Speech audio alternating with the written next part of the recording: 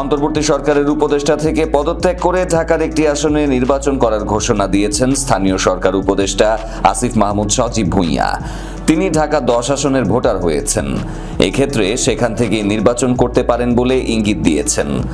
রোববার বিকেলে ধানমন্ডি নির্বাচন অফিসে ঢাকা 10 আসনে ভোটার হওয়ার আবেদন প্রক্রিয়া শেষে সাংবাদিকদের সাথে আলাপকালে তিনি এসব কথা জানান। সাংবাদিকদের প্রশ্নের জবাবে আসিফ মাহমুদ বলেন, যেহেতু ঢাকা থেকে নির্বাচন করব এটা মোটামুটি নিশ্চিত, সেই জায়গা থেকেই নিজের ভোটটা ঢাকায় নিয়ে আসা, কারণ ভোটটা যাতে অপচয় না হয়। আমি যদিও ভোটার হয়েছি আগে, কিন্তু কোনো নির্বাচনে ভোট দিতে পারিনি। আমি ভোটার হওয়ার পর 2টি নির্বাচন হয়েছে 2018 ও 2024 সালে। আপনারা সবাই জানেন এই সময়ে কেউ ভোট দিতে পারেনি। এই নির্বাচনে যাতে ভোট দিতে পারি সেটি নিশ্চিত করলাম।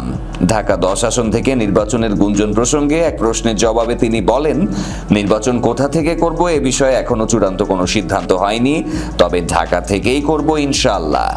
এখনো পর্যন্ত পরিকল্পনা স্বতন্ত্র নির্বাচন করার, তারপরও দেখা যাক কি হয়।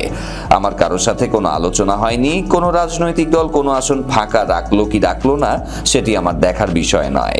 আমি আমার সিদ্ধান্ত এককভাবেই নেব। পদত্যাগ প্রসঙ্গে তিনি বলেন, নিশ্চিতভাবেই বলছি আমি নির্বাচন করব, তবে কবে নাগাদ পদত্যাগ করব সেটি সরকারের উচ্চ পর্যায়ের সাথে বসে সিদ্ধান্তের উপর অনেকটাই নির্ভর করছে। আলোচনা করে সে বিষয়ে দ্রুতই জানাবো। জুলাই আন্দোলনের অন্যতম শীর্ষ নেতা আসিফ মাহমুদ ঢাকা 10 আসন থেকেই নির্বাচন করবেন এমনটা শোনা যাচ্ছে। তিনি যেহেতু এই আসনে ভোটার হয়েছেন, এজন্য গুঞ্জন আরো জোরালো হয়েছে। ঢাকা 10 নির্বাচনী আসনটি ধানমন্ডি, নিউ মার্কেট, কলাবাগান ও হাজারীবাগ থানা নিয়ে গঠিত।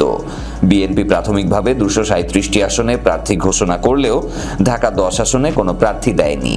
ধারণা করা হচ্ছে শেষ পর্যন্ত বিএনপি এই আসনটি আসিফ মাহমুদকে ছাড় দিতে পারে।